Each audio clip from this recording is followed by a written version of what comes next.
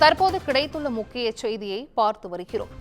கொள்ளையடித்த பணத்தில்தான் ஞானசேகரன் வீடு கட்டியது காவல்துறை விசாரணையில் தற்பொழுது அம்பலமாகி இருக்கிறது.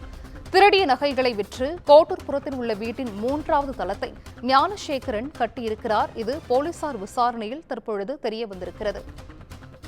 கொள்ளையடித்த பணத்தில் ஞானசேகரன் வீடு கட்டியது காவல்துறை விசாரணையில் அம்பலமாகி இருக்கிறது. இதனை அண்மை செய்தியாக பார்த்து வருகிறோம்.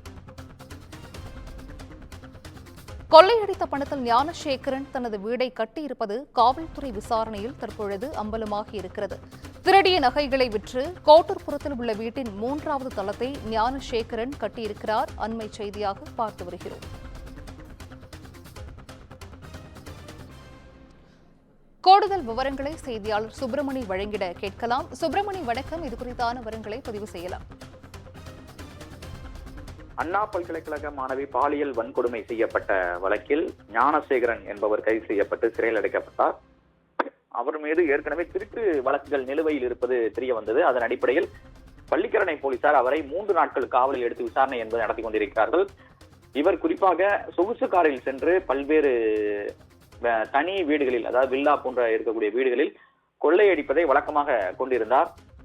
அது மட்டுமல்லாமல் இந்த ஞானசேகரன் கடந்த டிசம்பர் மாதம் சுமார் 250 சவரன் வரை பள்ளிக்கரணை அதை சுற்றி இருக்கக்கூடிய பகுதிகளில் கொள்ளையடித்திருப்பது விசாரணையில் தெரிய வந்தது. அதன் அடிப்படையில் பள்ளிக்கரணை போலீசார் அவரிடம் விசாரணை என்பதை தீவிரப்படுத்தியிருக்கிறார்கள். இந்த போலீஸ் காவல் இன்றுடன் நிறைவடைகிறது. இதன் தொடர்ச்சியாக அவரை இன்று நீதிமன்றத்தில் ஆஜர்படுத்த போலீசார் திட்டமிட்டிருக்கிறார்கள்.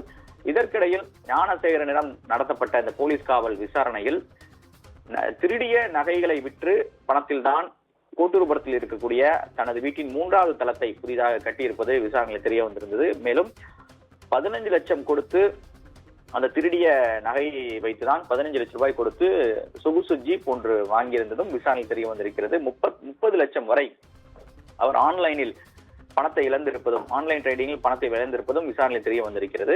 அவருடைய வாக்குமூலத்தை பள்ளிக்கரணை போலீசார் பதிவு செய்திருக்கிறார்கள். மேலும் நகைகளை பறிமுதல் செய்யக்கூடிய நடவடிக்கை என்பது மேற்கொள்ள போலீசார் திட்டமிட்டிருக்கிறார்கள். இது மட்டுமல்லாமல் வேறு எந்தெந்த வழக்குகள் எல்லாம் ஞானசேகரனுக்கு தொடர்பு இருக்கிறது என்ற கோணங்களில் பள்ளிக்கரணை போலீசார் விசாரணையை தீவிரப்படுத்தி இருக்கிறார்கள். நன்றி சுப்பிரமணியன், விவரங்களை வழங்கியமைக்கு நன்றி.